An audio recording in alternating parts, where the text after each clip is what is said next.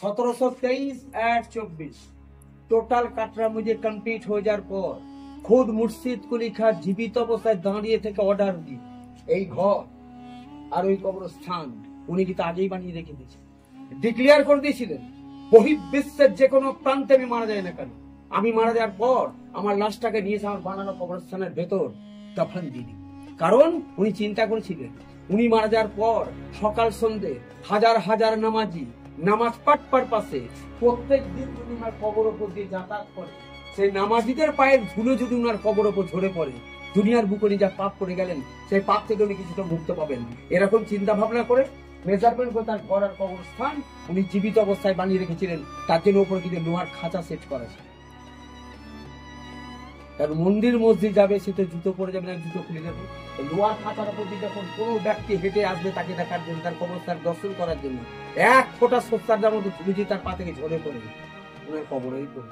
ইনি হচ্ছেন মুর্শিদাবাদের প্রথম প্রতিষ্ঠাতা, যার নাম হচ্ছে মুর্শিদ কুলি খাঁ। আগে নাম ছিল এই জেলাটার মুকসুদাবাদ। মুকসুদাবাদ মুর্শিদ কুলি খাঁ যে প্রথম নবাব, তার নামানুসারে আমাদের শহরটার নাম হচ্ছে মুর্শিদাবাদ।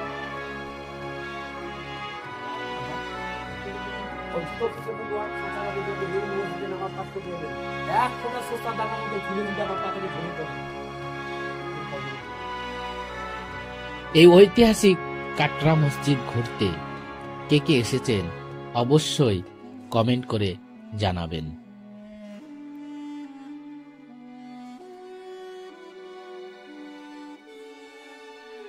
আমি যে সমাধির পাশে দাঁড়িয়ে আছি, এটি হচ্ছে সেই নবাব মুর্শিদ কুলি খানের সমাধি।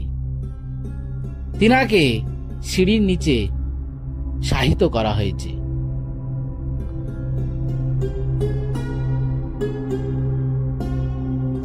কাটরা মসজিদ একটি প্রাক্তন কাফিলা মসজিদ এবং নবাব মুর্শিদ কুলি খানের সমাধি।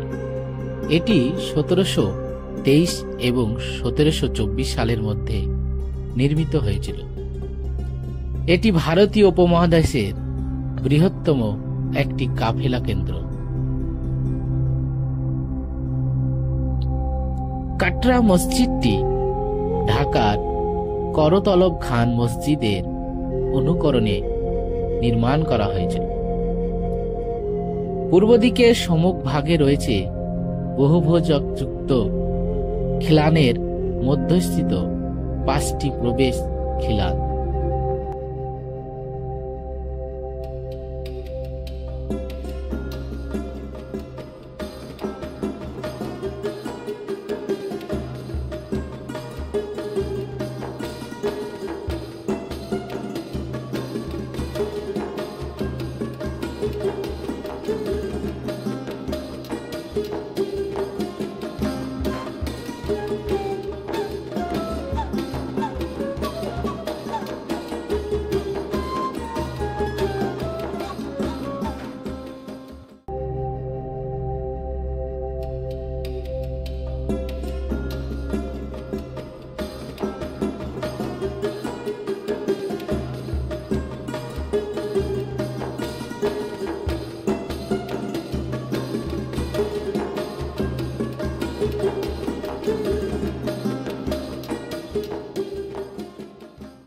মীর জাফরের ছেলে মিরন এইখানেই নবাব সিরাজদৌল্লাকে হত্যা করেছিল।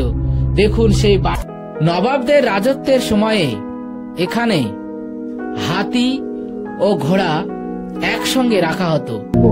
এই যে চত্বরটা দেখছেন, এটা পুরোটাই কবরস্থান। এখানে মোট 1100 কবর রয়েছে।